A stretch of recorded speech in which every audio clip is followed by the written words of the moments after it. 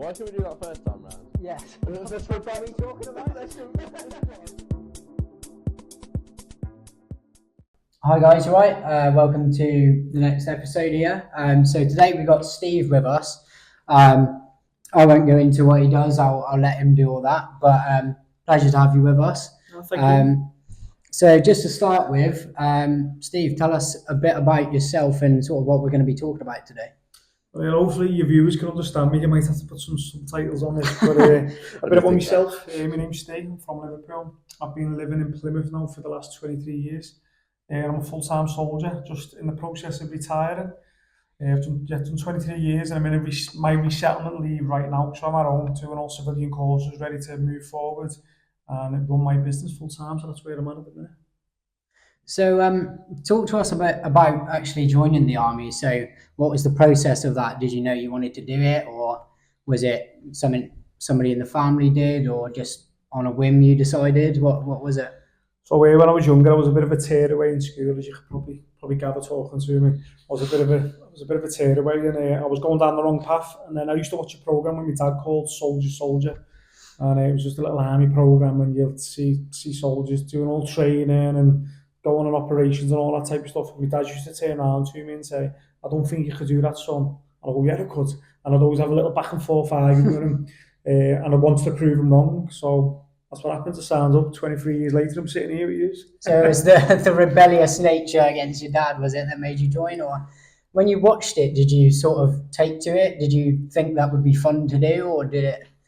I think when I watched it, I wanted adventure. I've always been into adventure. When I was younger, I was in the Scouts, I was in cadets, and I used to box. I was always doing stuff, and I never sat still when I was younger.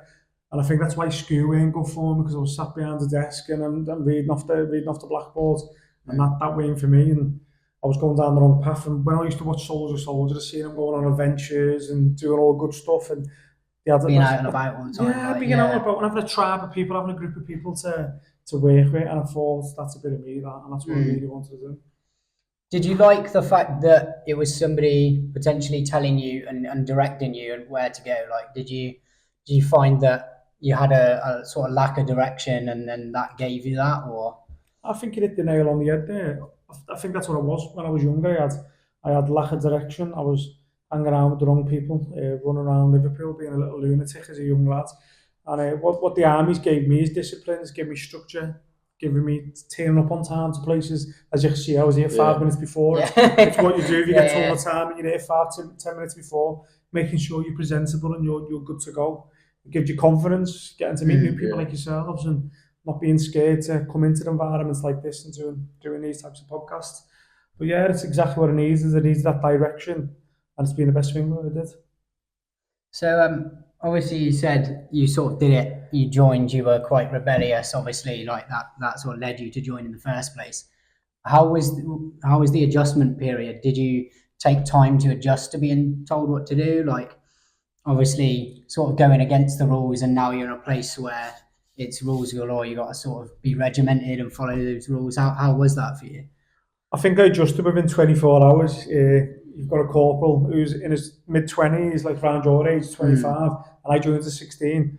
So I'm not like the big hard man no more, am I? I'm just a little young lad, a little young boy in a man's world, and I adjusted within 24 hours. These are tough men, professional blokes, professionally trained, and I adjusted within 24 hours. I'm here to do this. This is what I wanted to do. I want to learn. I want to become a soldier, and I just knuckled down. I got away from the groups of people I was hanging around with, and I knew this was going to be my life going forward. And yeah, I adapted straight away. And don't get me wrong, it's nerve-wracking growing up, having a house, being with your friends and family, and then leaving at 16. So I went to Harrogate, and it was a year-long course, was a year-long basic training. And I'm a 16-year-old lad getting a train up there, not having a clue what I'm doing, getting picked up at the train station by a corporal, getting taken into camp, then getting your head shaved off straight away, getting a buzz cut straight away, and getting shouted at, giving you a uniform. And it was scary and nerve-wracking, and you're in a room with 12 other people, and you don't even know, you're all in your little beds with 12 other people, and knowing that's going to be my life for the next year in basic training before I move on to other things. It's scary, like. Yeah, so there was a bit of fear. Was there any regret, or did you know that you were in the right place? I never had regret any day. There was fear every day. And then it was hard getting up in the mornings, getting woken up at 5:30, 6 o'clock in the mornings, getting flipped out of your beds. Yeah. I weren't expecting all that type of stuff. Actually getting physically flipped out of your beds, getting dragged by the scruff of the neck and all that type of stuff.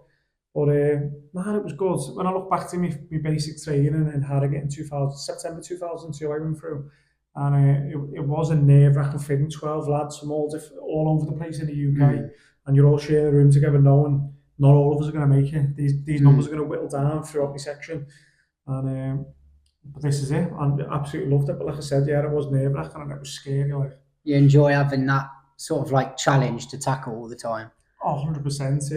If you're not having a challenge, you're not going to grow as a person. And I'll always push myself. I'll always put myself out there in uncomfortable positions to grow as a person. Like coming here, he's contacted me to come and speak, and this is out my comfort zone. This is my first proper podcast where I feel like I'm getting interviewed all over both of you. So, but I'll always want to grow, and I'm happy to be here, and I'll always push myself out my comfort zone. Does it drive you on, like in a way, like having a competition with these other 12 people saying, "I want to be the last one standing," kind of thing? Was that like a drive on, or were you just there for yourself?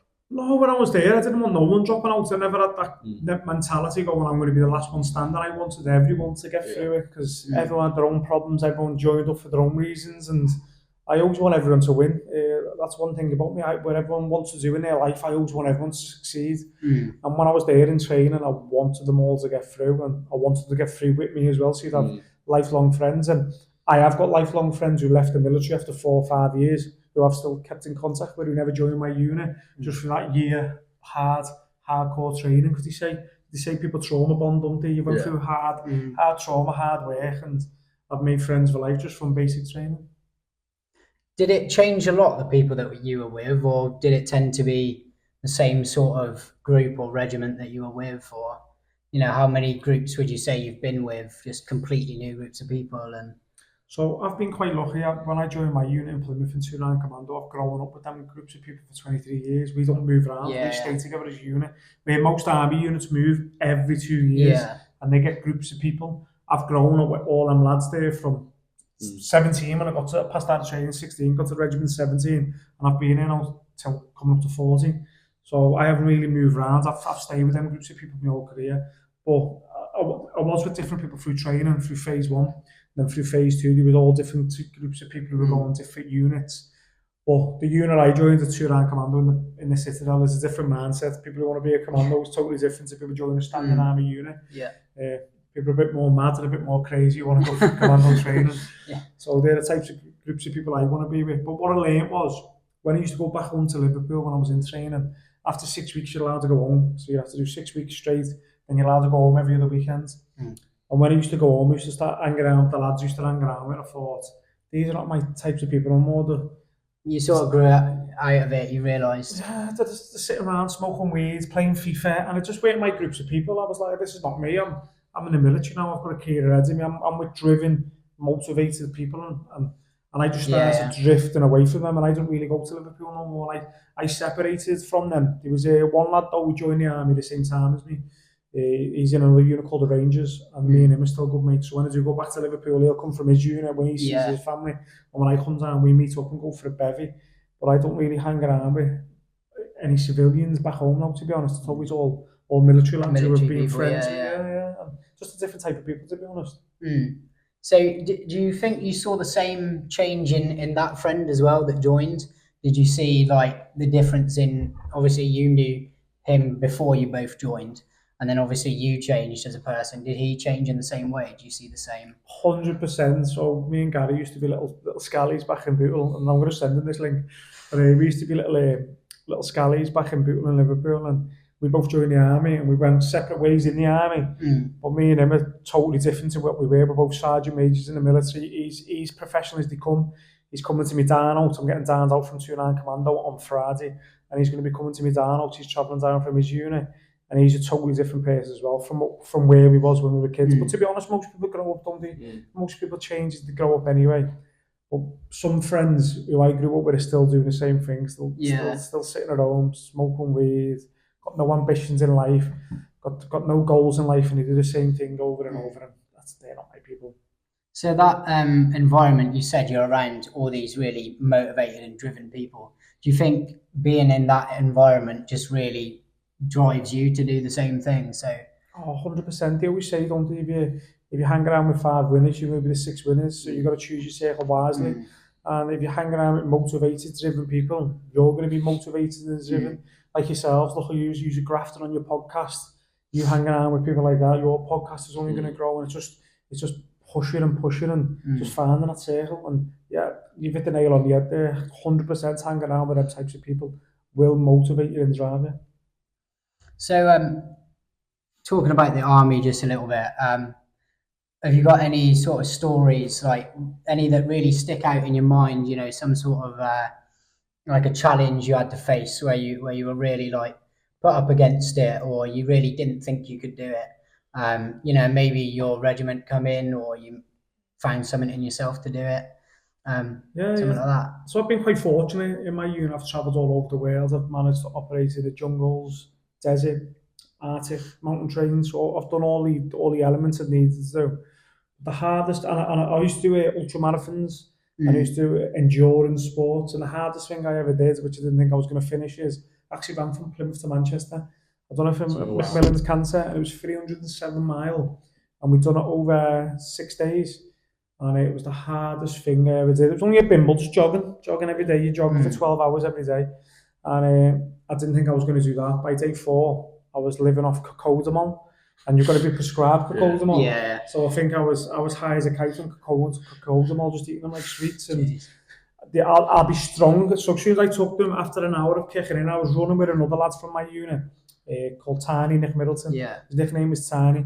And me and him were running every day together. And it was one of his family members who had cancer, so we were running for Macmillan's Cancer, and we were running for really close to home. Yeah, it was, and that's why we ran to Manchester. He's from Manchester, and we ran to their house. Yeah. We ran to their house. We ran around to the Manchester football ground and all that. Went into their trophy room, and ran to their house. But yeah, going through that was the hardest thing ever. But when I took cocodamol, I would, after about 40 minutes when it kick in, I would be high as a kite for 4 hours, and nothing was stopping me. I'd be like, I'm all right now. Yeah. And I was like shocked. My body wouldn't compute that. My legs were broken. I was in so much pain. I pulled every muscle. I was full of injuries. Right. And I'd like, that's a Tiny. I'm like, a Tiny, we've got to go, mate. I've got 4 hours of non-stop now. We've got to push now before I'm walking again. So high as a kite running for 4 hours, then I'd start suffering again when I'd wear out, and then I know for so many hours I can't take them again. Yeah. And I was going for that cycle, and I think I ended up getting addicted to them because I felt like I needed a constant symptom, so I had to wean myself off them as well. But that was brutal. That was probably one of the hardest things mentally, because it was just slog every day. And we had a safety wagon, and the safety wagon would stop every 4 mile, give us a banana, give us some nuts and seeds, then we'll go again, stop every 4 mile, give us a banana, nuts and seeds. But what was cool, we created a Facebook group, and it was advertised all across Facebook, and they were like burger vans, because they knew all the roads we were running on. So burger vans were saying, "Oh, come and meet us. We'll have people there." We were running, people are clapping for us, and we get given burgers. Like a Forrest Gump sort of thing. It was brilliant. And then we'd have pubs who'd be commenting on our post saying, "I see you running on this road. This is my pub. Come into the pub. We'll give you a pint. We'll do you a meal for you." So the community who got round, and we raised, I think we raised about £1,400 for Macmillan's, and we raised about £700 from the Army Benevolent Fund as well. But yeah, the last 2 days, I didn't think I was going to finish it. And when we made it to I think, what's the Manchester football ground, Old Trafford? Yeah. When we made it to Old Trafford, we went round the whole pitch, then we went in the trophy cabinet. I thought we finished there, and then we were like, no, we're going to finish the house. It's only 8 mile away. That was the longest 8 mile in my life. I think it took us about six hours. I could normally run 8 mile, and I go just over an hour. I think it took me about 6 hours just to do 8 mile. Me and both of us were injured as well. It wasn't just me.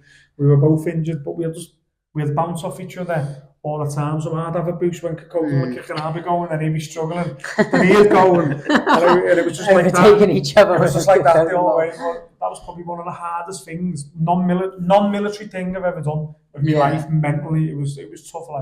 And obviously, you're used to doing quite brutal things, so that must have been really, really brutal. Oh, it was disgusting. It was absolutely disgusting. It was the body, everything was sore, and the hotels in the TA centres we were staying in, we were just lying in the cold bath for like hours. Then you'd have a little doze, then you're up again, and you're doing another 12-hour day. And that's all it was. And it was just repetitive, and it was a hard. Yeah, I know some people that do like ultra marathons from work, but not that much. I don't think. I think it's more like a 12-hour one or 24-hour Yeah, one, we something do like 50 that. miles on Dartmoor. I used to do all them. But yeah, running from Plymouth to Manchester, the stupidest challenge. But then I done the second hardest thing I done another challenge when I got posted to Perth back in 2014 as a troop sergeant to train recruits. And I done a charity event for the Army with an Elephant Fund, and I had to run 100 mile on a treadmill in 24 hours. Actually completed it in 22 hours. But 8 of us started it, and I was only one who finished it. So I had to do 100 mile each. And we had the Army bin Elephant team there, Army bin Elephant Fun team there. So every hour they'd stop the running machine, and we had like outside the gym in the camp in Pay by Camp. They had all the names, and every hour they'd put how many miles you done on a treadmill. Yeah. Then they'd stop it, write the number, and press play again. So you couldn't cheat either. But what was hard was you had. So imagine now you had 8 running machines in front of mirrors. Jeez. She's watching herself. Yeah. And that was hard. That was mind-numbing. That was 22 hours, I think 17 minutes. Especially just being on a treadmill as well. The scenery's not changing. You've literally got nothing. Yeah, just looking at yourself in the mirror. Looking at yourself, just dying. 22 hours, then you'd stop it, then you'd get off, loosen your legs, stretch off, have a bit of food. But then every hour, the Army bin Elephant Fun team would stop it and mark down how many miles you'd done. And you're like, the challenge was 100 miles, but I was the only one who finished it. Everyone dropped out round, I think, there was another lad called Glenn Simo. He ends up doing 88 mile. Then it was just me then for the last 12 mile on my own. But the last 12 miles took me some time. Like, yeah. That was tough as well, to be honest. Never again. But I'm getting too old now. I couldn't do that now. Legs will fall apart. Well, how old were you when you were doing these?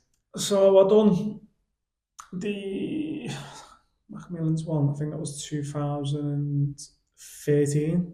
I ran from Plymouth to Manchester. 2012, 2013. Then I done the one on a treadmill for the Army Elephant Funds 2015.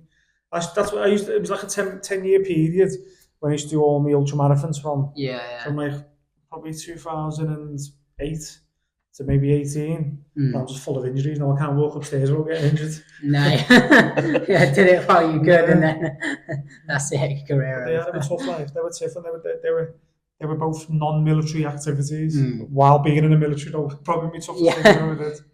Do you think your military training sort of like helped you outside then when you were doing these things, sort of like physically and mentally, or more one than the other? Yeah, I think it has, to be honest. I think it's given me this spite and mindset of not failing. I used to always have a fear of failing. So I'd rather my legs fall off before I quit, you know what I mean? Yeah. I think the military's definitely given me that mindset of it always going forward, just one leg in front of the other. But obviously it's given me the physical fitness. We train every day of the week when we're in the unit. As a regiment, we train twice a week, every Tuesday and Thursday, and then we have sports on a Wednesday, and then we get to do a good phys on a Friday. But we train every day of the week anyway. But as a group, it's definitely every Tuesday and Thursday in the unit. And they're always hard phys sessions. You'll always see us running around Plymouth on the Hull with logs and all that, jumping in the sea. But yeah, it's built me fitness, and it's given me the mindset to keep pushing forward 100%. Yeah, and like you said before, obviously being around people that are also in that same frame of mind and not giving up makes you a lot less inclined to be giving up. And you get quite competitive as well when you're in the unit. Yeah. When you're training with logs and like the last one on the log, you're going to go again. Yeah. So you're going to push on, you're going to be fitter, and you work with them types of lads in the Citadel who are all focused and driven. And it's always going to push you as well. You're going to push harder on phys. You're always going to push harder on fitness, 100%. So talking about challenging stuff that you've done, is there anything that stands out in terms of the positive aspect or the accomplishment? Is there anything that you really look back on that you're more proud of than anything else? Or I'm more proud of passing the commando course. I failed my first commando course. Absolutely struggled on it. I was tiny. The kit I was carrying was over 120 pounds on my back, and I absolutely struggled on the commando course. Then I had the option to go back and do it the second time, and a lot of people who equip will never go back and do it again. And I went back, done it, ended up earning my green beret, and that was probably the biggest accomplishment I've ever done. And I always look back at that moment. You'd have like on the All Arms Commando course, you have about 200 people who start. You're going through a pre-commando course, and then getting on the All Arms, and you get about 30 to 50 who pass, and you're one of those people getting your green beret, and you've went through hell. Yeah. And everyone next to you's went through hell as well. I think that's the biggest accomplishment and what I feel proud of earning, because you don't get given a green beret, you've got to actually earn it. Yeah. How did that feel to fail? Was that? The first time, Mm. so I never actually failed. I got into a fight, and that's why I never got my green beret on the first time. But I did struggle on it. But I got into a fight with one of the instructors.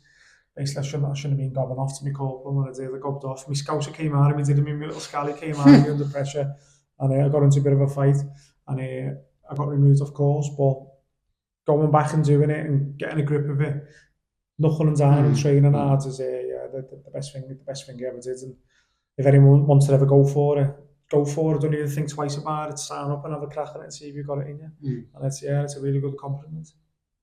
So talk us through the training for that. How did that differ from the normal army that you were in?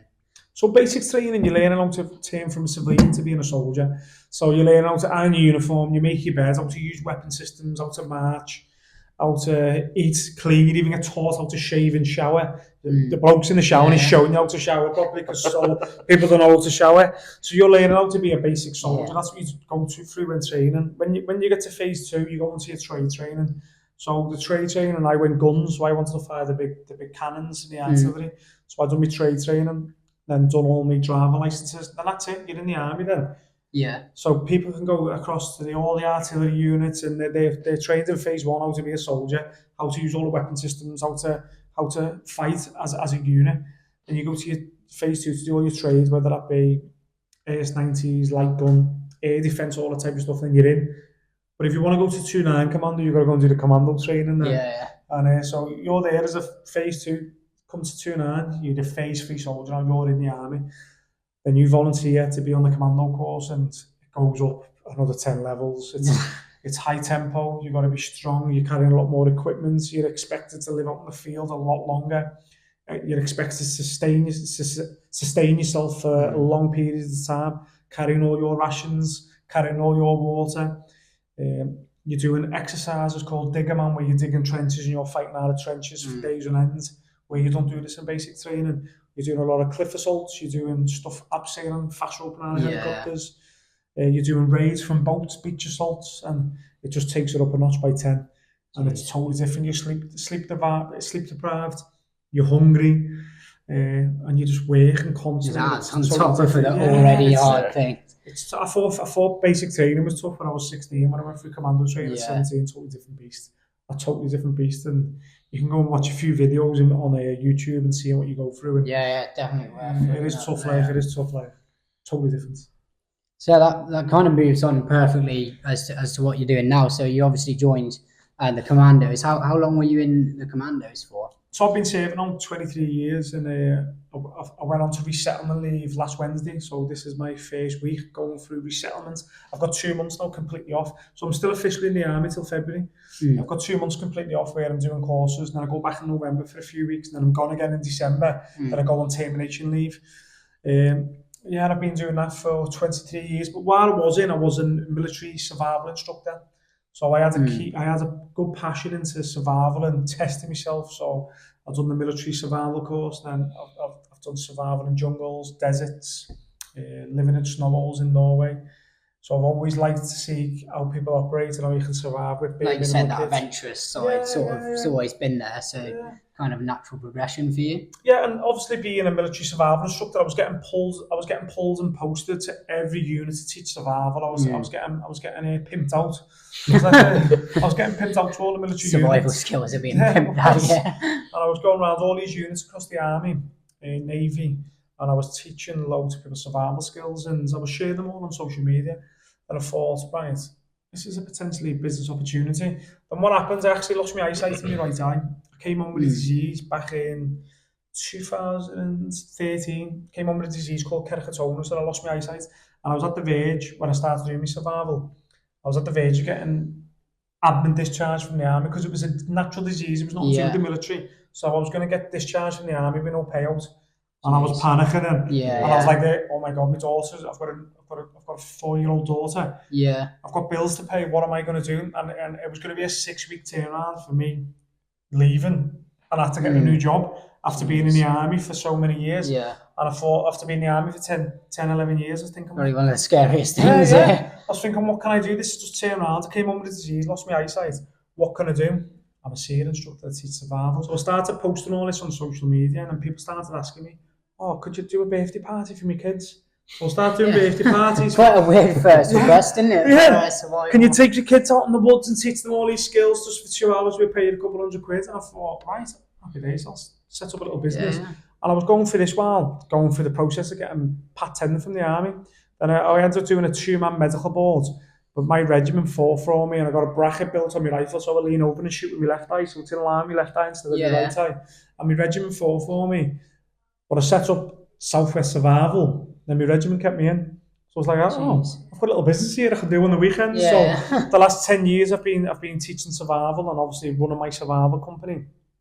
And from there, I actually got picked up by a producer, and next minute I'm doing survival shows. And did they approach you then, or did was it like they found you, or did you sort of know about them? So what actually happened was I got contacted to do a show called No Time to Lose. So this is the first one that contacted me, No Time to Lose, with Warner Brothers, and they wanted me for 6 weeks. They wanted to drop me off in South Africa. So I go to my boss in work and I go, it's been a massive opportunity. I've been contacted by some producer on social media. This was on my YouTube. I was showing YouTube videos. Got contacted by some producer who needs some people who's interested in survival and adventure. I was like, this is right up my street. Massive opportunity. Can I go? So I went through all the media of the military and I had to advertise 2-9 Commando. And the next minute I'm in the middle of South Africa and I'm competing with all these athletes from all over the world in a show called No Time to Lose. And it's on Apple TV. It's quite cool. Have you got Apple TV? Yeah. Go and search it. It's called No Time to Lose. And there was 10 people from 10 countries, and I was there to represent the UK. And I'm racing against Spartan race champions from Australia, bodybuilders and fitness people from Spain, NFL, all these big basketball players from America. And there's little old Steve from Plymouth. And I was on a show and I ended up doing really well on it. Nearly actually won the show, but I got... So the aim of the show was No Time to Lose.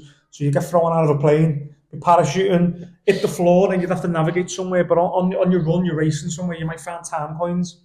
So if I collect a minute time coin, you were in front of me by a minute. If I put that minute on you, it knocks you back, and I could have won you in the race. But because I was fit, I was winning every episode.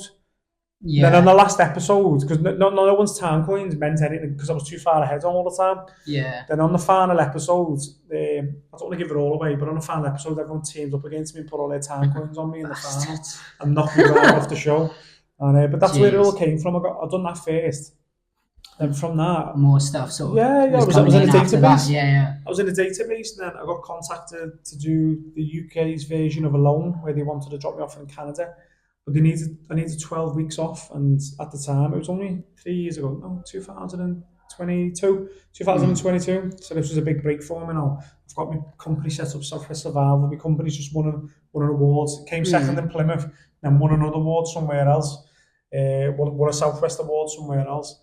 And I've just been offered a massive opportunity to be dropped off in Canada to put my survival skills to the test on Alone. But I couldn't get the time off at the time. I couldn't get 12 weeks off.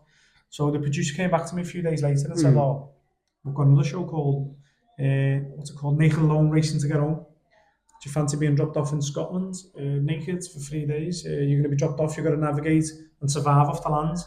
I went, yeah, I'm up for that. And he went, do you know anyone who wants to do it yet? And I went, yeah, my wife would be up for it. Where my wife at the time? I said, my missus would be up for it. She interested in that stuff as well, or just got roped in? Or well, she didn't know what she was getting roped in for. Didn't quite know what date night was going to be this time. She didn't know what was going on, so she agreed on it. She actually agreed on it. How did that conversation go down? So I said to her, Jenny, I've got an opportunity here to do a show. We're going to get dropped off naked in Scotland. You're up for it? She goes, yeah, we probably won't get picked anyway. So we've done a lot of interviews. Obviously, thousands of people would have been going through it on the audition. They told us this on the audition. She goes, we've got other people in the pipeline, you might not get picked, but do the audition with us. So we done the audition, and my wife didn't think nothing of it. Next minute we got a phone call saying, you're on it, we want to fly you up to Scotland. And then she was like, oh my God, I don't know what I'm doing. And we had to live off the land for 3 days, race from A to B, and we were on season 1, and we ended up doing the premiere episode, episode 1. And next minute, my wife was on all the morning Jesus, shows. you're on the bloody premiere Yeah. episode. Yeah, premiere episode as well, absolutely crazy. Didn't think that was going to happen, did you? No. Being the big opener of the show, and Yeah. she got called up, and she was on all the morning shows. Had to go to London. She sat with Lorraine, and she was doing all Bloody the hell. talking about what we did, and Must have been absolutely quite crazy a time. jump for her. Obviously, you like sort of did a bit of, TV stuff before that, but for her, was it quite a big? Yeah, it was right out of her comfort zone. She never Yeah. had a clue. And on her job, she does aesthetics. She's like does Botox and beauty on girls. So that's totally out of her comfort zone. Next minute, she's running around Scotland, Yeah. surviving off the land for 3 days, eating leaves and nettles with me, and running around naked in front of camera crew. And Yeah, so it it was totally different than what we were expecting. Like, yeah, it's a very big premiere then for her, I guess. yeah, it was a real good premiere as well. Yeah. But there was no Blair on it, so if you're gonna watch it, just be careful. So, for you, obviously, did you find that like a walk in the park, with all your training, being a commando and going into all those places, the desert, the Amazon and stuff like that beforehand? Yeah, like, 3 days, was that walk in the park or? yeah, I was quite comfortable, to be honest. It was tough. The midges were tough. They were constantly biting me. I've got that skin where midges just want to eat. But sleep deprived. We weren't sleeping because it was cold as well in the middle of Scotland. You live in a little shelter and you're naked, a bit hungry, but not where I ended up before. I felt comfortable.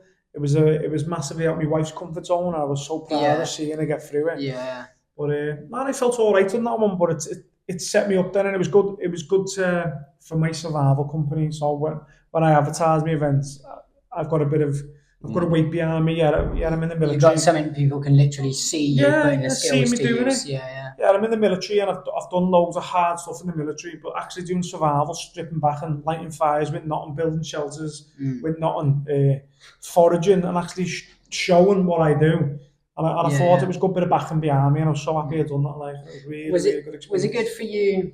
Obviously you'd gone out to these places and done it, but was there always a sort of like safety net when you did it before, and then now it felt like there wasn't one, or? No. Even with TV, there's always a safety net. That's what's good about it, because you can push yourself to the limit. You can actually push yourself, because if you're going to die, they're going to pull you out. Yeah. And that's what I like about it more. And that's what I like about it more. I can literally keep going and going and going until I drop. I can see what I'm physically capable of, and that's what I really loved about the challenge. I can stay up all night. I can keep building the shelter. I don't need to just rest, because this challenge only 3 days, and if I'm going to die, they're going to pull me out. And you sign all your waivers, and that's the mindset I had. I go, nothing's going to stop me now. I can do all the craziest things ever, because if I'm about to die, they're going to pull me out. And that's what I really enjoyed about it. I can push myself to my limit, and I did. Did it give you a lot more confidence in your own skills then, doing that, or? Oh, 100%, yeah. I've done it all with gear. I've been in jungles, I've been in the deserts, I've lived in snow holes. But stripped right back with nothing. Actually putting my skills to the test, making me fires, building my shelter. And we got a pig on the show, and you see me hacking up the pig, and I'm cooking it all, made an underground oven. My missus is nearly fainting, looking at me, scared, the blood and all that. Pig for dinner. Yeah. I actually offered the camera crew as well. She's all on the food, and they were like, "You're the only." And we actually filmed the last episode, and we were then to be in the premiere of the show because all the content we done. Yeah. And the crew behind the camera, the safety crew, and the survivalists behind the crew were like, "You're the first group who've offered us food." It's like, I've just got a pig here. Yeah. But it was really good just to confirm my skills of what with nothing, and it just set me up. And it just flicked that switch in my brain. You know what? I can actually do this. I can actually do it. Yeah. I've done all these courses, and I've been in all these environments, but I can actually do it with no one teaching me and me doing it myself. Yeah. Like, and I mean, it's really Was being naked like a different kettle of fish? Was that added on to it, or was that something like after a couple of hours you thought you just completely forgot about it and just? So being naked straight away is a different kettle of fish. And it's funny when I've seen comments on Reddit and Twitter, and people don't understand the naked part or like in clothes. It's an extreme survival challenge. With clothes, you can do so much. Straight away, clothes are going to keep you warm. Straight away with clothes, you can make a net out of it, pull fish out of water, you can pull birds out of trees, you can use it, make a shelter out of it, you can rip them apart and make rope out of it. It's going to stop insects biting you, and it's going to keep you warm. If you cut yourself, you can make bandages out of clothing. You can do so much with clothing. As soon as you've got no clothing, you've got to think. You're going to start looking at bark. pulling bark off trees to protect your body, making shoes so you can walk because there's nettles and thorns everywhere. It's an extra element to survival. Let's see what you can do, and that's what I like about it. The thinking outside the box, making clothes, and so it's a different kettle of fish. You could go anyone. You should go into Scotland. I'll get dropped off, and you'll find a way to survive. But taking clothes off, it's different because you got to think. I think it's something that like I've definitely thought about it. My dad's quite into it, like the camping side and survival stuff like that. So he'd probably be like beyond interested in your stuff. But I think we've all thought about it. Like, you know, if I was plonked somewhere, if I really had to survive, like, would I be able to do it? Yeah, 'cause, like, how often like are you dropped? Like sometimes like I'm out and I go, where am I? Like if you told me to walk home now, I don't think I could do it. Yeah. Like how often you? Well, like you'd be up on the moors and you'd be like, I wonder what I'd do. You know, just say I was just here and we're like nothing. And it's quite surprising that the general public wouldn't know what to do. They wouldn't know how to navigate off the sun. They wouldn't know how to get from A to B. They wouldn't know how to clean that water. They wouldn't know how to strip that animal down if you were to starve. What happens if you break your ankle now and you're on one of the moors and you're on your own? How are you going to get to safety? How are you going to survive? You think it'd be something that is taught a lot more? I mean, obviously, like it's not a scenario that you're likely going to be in, but I think like most people, especially my age, would have seen like Castaway with Tom Hanks. I know it's far fetched, right? But you know, it is possible that somebody could just be stranded, or I don't know, gone on a skydive, parachuted into somewhere, and you don't know where you are. It happens. It happens, and obviously to answer your other questions as well about being naked, people always ask me this question: are you embarrassed? What's it like in front of the crew? You get over it quickly. Don't get me wrong; it is a bit different. Look at us, we've all got clothes on, and we were all sitting here naked now. It's going to be a bit weird, wouldn't it? But you get over it quite quick, and you start realising, oh, it's just the body. Everyone's got different shapes and sizes. It doesn't matter. It's just a human body. And the production is so professional. You don't feel uncomfortable, are you? They're doing their thing. They're there to make a TV show. You're there to survive, and they're trying to document you trying to survive. And Nathan Alone, Racing to Get On, the one on Channel 4 was a good experience. But it's set me up for other things. So it's been a good positive thing for me. So what is it you're doing now? You're doing a brand new one, aren't you? Or you've done one recently, something like that? Yeah, so obviously I've done Nathan Alone, Race to Get On Channel 4.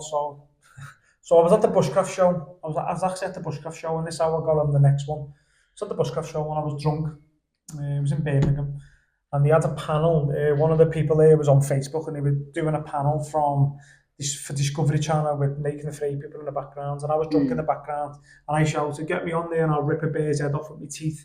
That's exactly what I said. And I didn't think nothing of it. I was drunk, I didn't think nothing of it.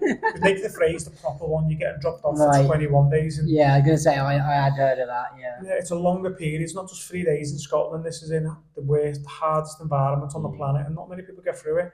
And there's only been 2 Brits before me who've done it. And the extended version, the 2 Brits have dropped out of it. So I had to put my money where my mouth is, didn't I? So I was there drunk at the Bushcraft show, and I shouted in the background, "Get me out there and I'll rip a bear's head off with my teeth." And then I didn't think nothing of it. And then I got contacted 2 days later by a producer called Dave Story, who's the producer of the show, and he works for Lionsgate Productions. And he goes, "You ready to put your money where your mouth is?" I go, "Yeah." I go, "When are we going?" He goes, 2 weeks. I went, "Shit. All right, then let's go for it." And he went, "Make sure you start putting on weight." Prep to kill a bear. Yeah, he goes, "Make sure you start putting on." And he's Americans. I'm speaking to them at all different times. They're in California. They contact me 11 o'clock at night, and I'm getting on all these interviews. I've got like 2 weeks to prepare. And then I fly out there to Bogota, and I'm thinking to myself, "Oh my God, what have I got myself in for now?" So we're flying to Bogota. Your mouth then. I'm like, "This is real now."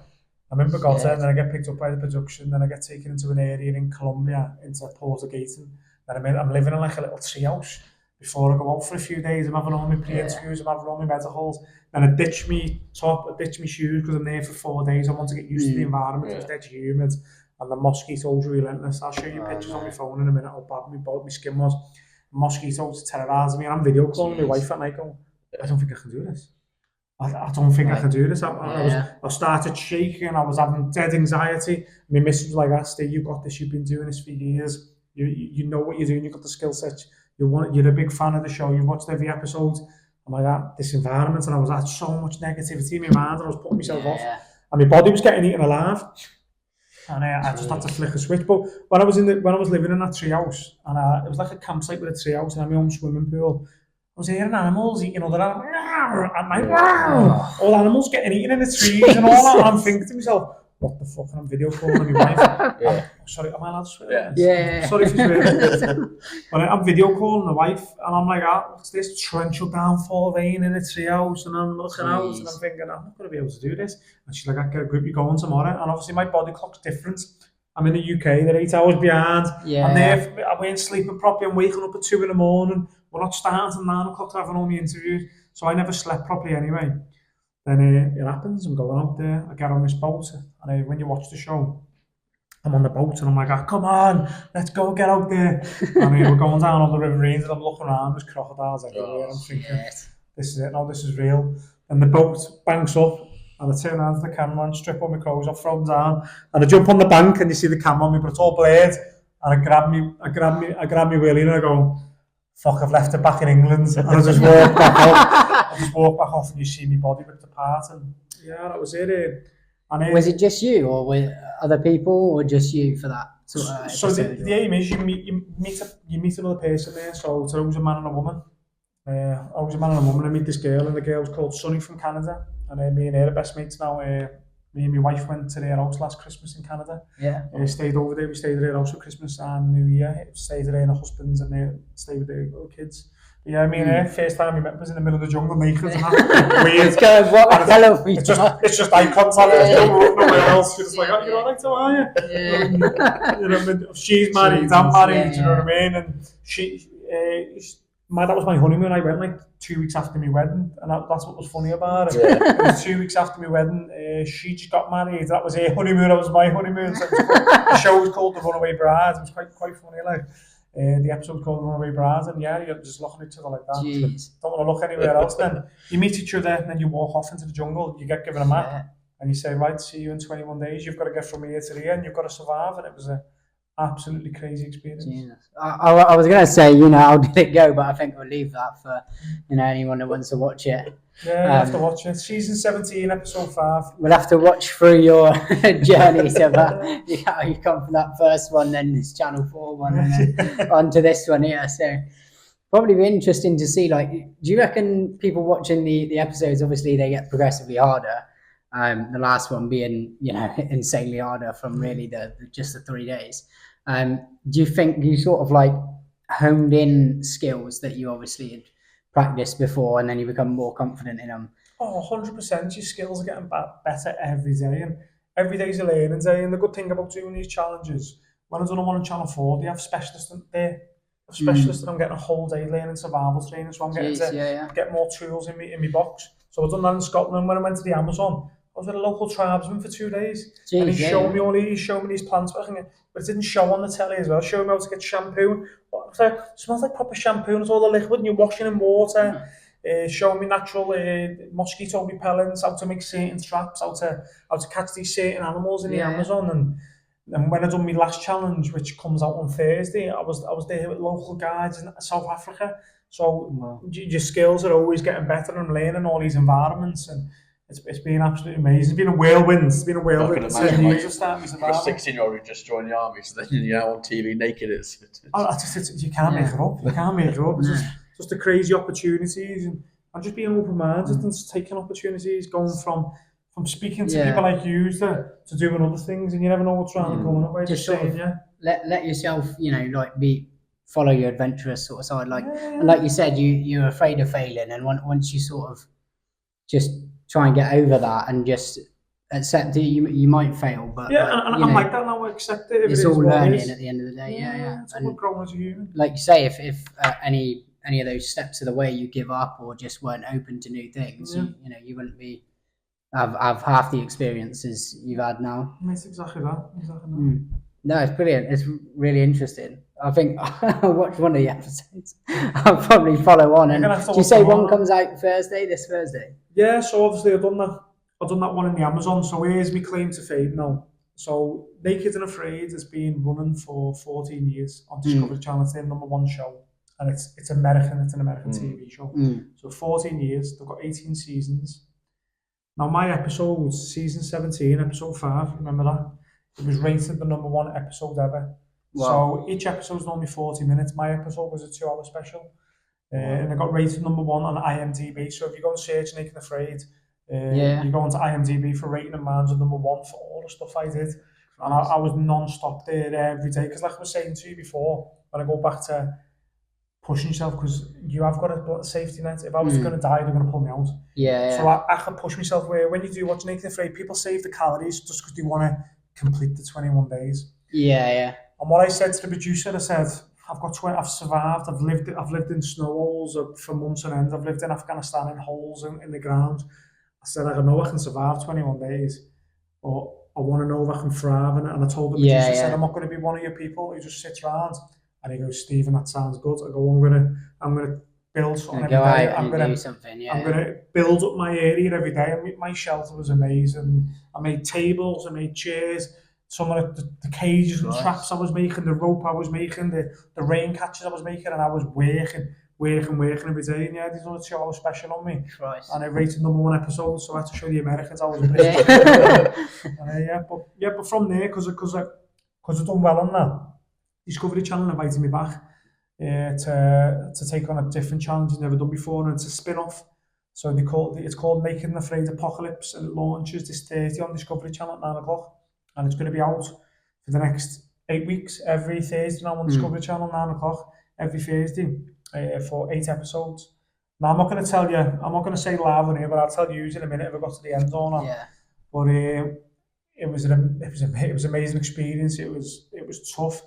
I had encounters with lions. I had encounters with elephants, hippos, black mamba snake. If you get bit by a black mamba, right next to my head, you're dead within 15 minutes. They were in my shelter. And that was scary. I was living off dung beetles. I was going through elephant poo eating beetles because the reason why it was called Apocalypse, they took us to a wasteland where nothing was living there. So it was burnt down through. They had a heat wave and area fires. It burned down like 5,000 acres of land.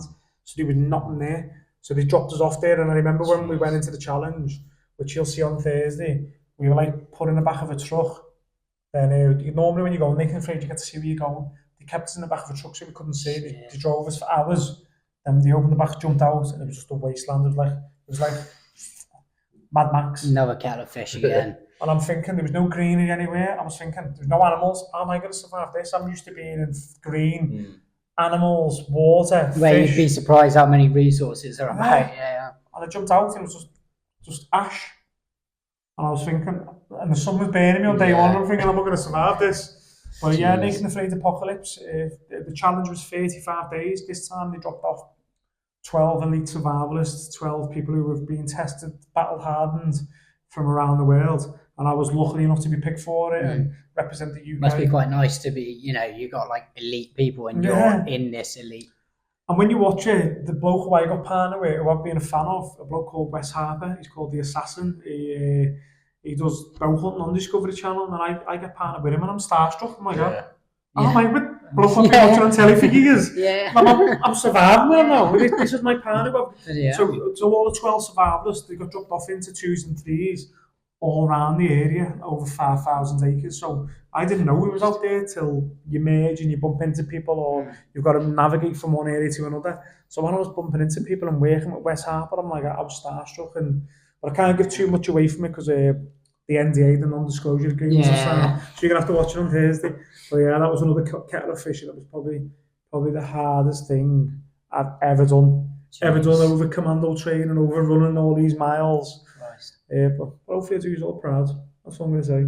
So one last thing then, I guess, to finish off, if you're interested in what we've been talking about, the survival, the army, anything like that. So what would be the best sort of introduction then to somebody who's heard this talk or seen these shows or something like that? What would be the best introduction, you'd say, to get into that survival world and sort of learn these basics? I think the best introduction I can give you is just get outside. We've got Dartmoor on our doorstep. You'd be surprised how many people in Plymouth haven't even been up on Dartmoor. But just make sure you're prepared. Just get a backpack, get a tarp in there, get some warm kit in there, get some Gore-Tex waterproof jackets in there, a hat and gloves, throw some food in there. get something to boil some food in there, get some water, and get out. Just get used to being there for a day or something like Yeah, that. go Or out hiking. like go camping, spend a night there or Get a something like tent that. out there, do a night or two in Dartmoor while camping, and just enjoy it, and then build up from there. And start learning basic plants. Start learning 3 to 5 plants where you can positively identify. A dandelion, you can eat nettles. You've got goose grass, what we used to call sticky willy. You throw in the back of people and stick on them, all that type of stuff. Start learning basic plants, brambles, daisies, and then get to know them plants, what you can do with them. Then research it deeper. Plantain, pine pitch, making glues, and then the basics. Then if you want to actually unlock your knowledge, book on a course, look for someone in your local area and get on a course and start expanding your knowledge. But do you offer courses yourself, or? Oh, look at that! Thanks for plugging me. Yeah, I've got. It's open. He was waiting for that one. Wasn't he? Plugged him right in there. I'll take that. I've got my own company called Southwest Survival, so I go from very basic to extreme events. We do run extreme events. I've got a school in Saltram. I've got a school where we do overnighters and longer periods over in Saltash, where we've got loads of land. We do the extreme events up in Scotland in an area called Dalmellington, where we'll drop you off with shorts and t-shirts and you have to survive for a week. But we mentor you and look after you, and we go through all the emotions with our clients crying their eyes out, screaming, nearly fighting with each other because we starve them and they've got to we teach them how to make traps, and we've got to build the traps. If the traps are good enough, we'll give them a rat. Dead rat. That's their dinner, and they've got to make stuff like a little pouch out of the rat and all that type of stuff to put the tinder in and all that type of stuff. But yeah, my company's called Southwest Survival, and my extreme company's called Commando Expeditions, and I take people out and push them out the comfort zone, teach them how to use a map and compass, how to get around Dartmoor and so on and so forth, from basic to advanced. What sort of, is there like beginner age? Do you have to be a certain age to do it, or? No, not really. I do kids events all the time in Saltram, which are 4 hour long. I go from the ages of probably 8. But the more extreme stuff, that's age related. You're looking at 16 plus because you're dealing with knives. You're giving live naturally animals as well. Yeah. But we cater for everyone. Whether you want a kid's birthday party, doing the basics of cooking up some live insects and eating them with marshmallows, to extreme, if you want to go out and Dartmoor and do more extreme stuff, we do all that. Yeah. So guys, we'll link them down obviously in the description. So if you're interested, obviously Southwest Survival is obviously the place to start. Just try and get hands on if you're obviously interested in. I mean, I'm interested about it. Obviously, I knew a bit about it with my dad before, but if you're obviously looking to get hands on and sort of jump into that, then obviously that's the place to go. So I'll link that down in the description. Or like you said, if you've got something on your doorstep, naturally, just get out there and just try and give yourself a nice entry point to it. But just get out there and do it if you're interested. But yeah, that's all from me. And unless you've got anything, Rhys, it's been a pleasure. But yeah, thank you so much, Steve. And obviously, if you like watching, just let us know, and we'll see you in the next one. Why should we do that first time round? Yes. That's what Danny's talking about.